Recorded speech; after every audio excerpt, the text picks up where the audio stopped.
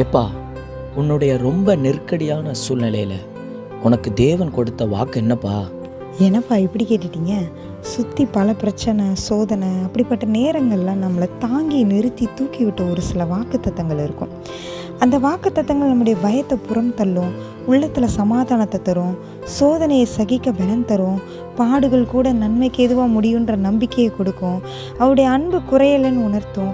இவைகளெல்லாம் மிக அதிகமான கனிகள் நான் கொடுக்கறதுக்கு தான் என் வாழ்க்கையில் வருதுன்னு சிந்திக்க வைக்கும். அப்படிப்பட்ட சூழ்நிலையில் அவர் எனக்கு கொடுத்த ஒரு வாக்குத்தத்தம், நான் உன்னை பலப்படுத்தி உனக்கு சகாயம் பண்ணுவேன்ன்றதான வாக்குத்தத்தம். பலம் உள்ளவர்களுக்கு அல்ல, பலவீனமானவர்களுக்கு தான் அந்த வாக்கு தைரியத்தை கொடுக்கும்.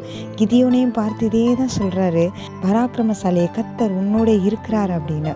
இந்த வாக்கு தத்தத்தை கிதியோனுக்கு சொன்ன உடனே கிதியோனுடைய கையில் பெரிய ஆயுதத்தை தேவன் கொடுக்கல, மாறாக அவர் இருதயத்தில் ஒரு பெரிய தைரியத்தை கொடுக்கிறார்.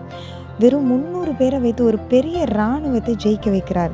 ஏன் 300 பேரை கொண்டு அதை செய்கிறார் அப்படின்னா, அது உன்னுடைய சொந்த பலம் அல்ல, நான் சகாயம் பண்ணினேன், நான் உதவி பண்ணேன் அப்படின்றத நிரூபித்து காட்டதான். உங்கள் வாழ்க்கையிலும் எந்த சூழலாக இருந்தாலும் சரி, தேவன் உங்களை பலப்படுத்துவார். அவரிடத்திலிருந்து உங்களுக்கு உதவி சகாயம் வரும். ஆமென்.